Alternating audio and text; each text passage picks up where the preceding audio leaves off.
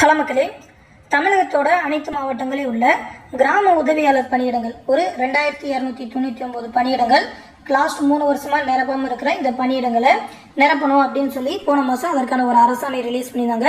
அதை பத்தி நம்ம சேனல்ல ஆல்ரெடி இன்ஃபார்ம் பண்ணியிருப்போம். இப்போ பாத்தீங்கன்னா அந்த நோட்டிபிகேஷன் ரிலீஸ் பண்றதை பத்தி ஒரு மாவட்டத்துல அனௌன்ஸ்மெண்ட் கொடுத்திருக்காங்க, ஒரு சர்க்குலர் ஒன்று கொடுத்திருக்காங்க. எந்த மாவட்டம்னு பாத்தீங்கன்னா ஈரோடு மாவட்டத்துல இன்னைக்கு கொடுத்திருக்காங்க. இன்னையில இருந்து அப்ளை பண்ணலாம் அப்படின்னு சொல்லி ஒரு சர்க்குலர் ஒன்று பாஸ் ஆயிருக்கு. ஒரு மாவட்டத்துல ரிலீஸ் பண்ணிட்டாங்க அப்படின்றப்ப மற்ற மாவட்டங்கள் எல்லாத்துலயுமே ஒன்னொன்னா ரிலீஸ் பண்ணிடுவாங்க. அந்த சர்க்குலரை தான் இந்த வீடியோல பார்க்க போறோம். சுற்றறிக்கை ஈரோடு மாவட்டம் 3 வருடங்களுக்கு மேலான கிராம உதவியாளர் பணியிடங்களை நிரப்புதல் அப்படின்னு சொல்லியிருக்காங்க. மொத்த வேகன்சி பாத்தீங்கன்னா இதுலயும் 141 தான் கொடுத்திருக்காங்க. ஆல்ரெடி அந்த ஜியோலையும் பாத்தீங்கன்னாக்கா ஈரோடு மாவட்டத்துக்கு 141 தான் கொடுத்திருக்காங்க. மொத்தம் தமிழ்நாடு ஃபுல்லா சேர்த்து 2299 வேகன்சி. இதுல அந்த சர்க்குலர் படி நிரப்பணும், அதுவும் பாத்தீங்கன்னா இந்த அட்டவணை படி நிரப்பணும்னு சொல்லியிருக்காங்க. அந்த அட்டவணையில டேட் எல்லாமே கொடுத்திருக்காங்க. நோட்டிபிகேஷன் டேட் பாத்தீங்கன்னா 4/7/2025 இன்னையில இருந்து நோட்டிபிகேஷன் ரிலீஸ் பண்ணணும்னு சொல்லியிருக்காங்க. தாலுக் நியூஸ் பேப்பர்ல ரிலீஸ் பண்ணணும்னு சொல்லியிருக்காங்க. அந்த நியூஸ் பேப்பர் அனௌன்ஸ்மெண்ட் கிடைச்ச உடனே நம்ம சேனல்ல இன்ஃபார்ம் பண்றேன். லாஸ்ட் டேட் அப்ளை பண்றது பாத்தீங்கன்னா 3/8/2025 சொல்லியிருக்காங்க. அதற்கான கால் லெட்டர் அந்த ஹால் டிக்கெட் ரிலீஸ் பண்றது பாத்தீங்கன்னா 13/8/2025 பண்ணணும். அந்த reading and writing skill test வந்து 4/9/2025 அன்னைக்கு பண்ணணும்னு சொல்லியிருக்காங்க.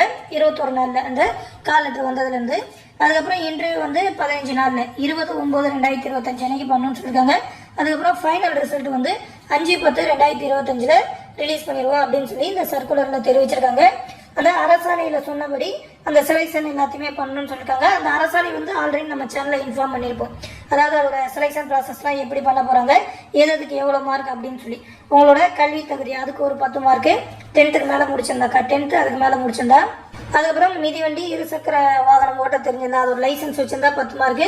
லைசன்ஸ் இல்லைனாலும் அந்த சைக்கிள் ஓட்ட தெரியும்னா ஓட்டி காட்டணும், அந்த ஸ்கில் டெஸ்ட் வைப்பாங்க. அப்படி பண்ணா 10 மார்க் கொடுப்பாங்க. அதுக்கப்புறம் வாசித்தல் மற்றும் எழுதல் திறன் இதுக்கு தான் 30 மார்க். இது உங்களோட அந்த ஸ்கில்ல பொறுத்து மார்க் போடுவாங்க. அதுக்கப்புறம் அதே தாலுக்கா அதே கிராமத்துல வசிக்கிறீங்கன்னாக்கா 35 மார்க் கொடுப்பாங்க. அதே தாலுக்கானாக்கா 30 மார்க் கொடுப்பாங்க. அதுக்கப்புறம் நேர்காணலுக்கு 15 மார்க் அப்படின்னு சொல்லி இந்த மாதிரி தான் இந்த மார்க் எல்லாமே சொல்லிருக்காங்க. இந்த மார்க் பேஸ் பண்ணி தான் செலக்ட் பண்ணணும் அப்படின்னு சொல்லி இதை பத்தின அரசாணை கொடுத்துருக்காங்க. இப்போ ஒரு மாவட்டத்துல இந்த சர்க்குலர் கொடுத்துட்டாங்க.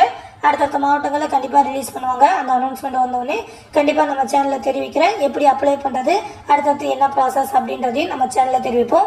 இந்த ஜாப் பத்தி எந்த டவுட்னாலும் கமெண்ட் செக்ஷன்ல கேட்டு தெரிஞ்சுக்கோங்க.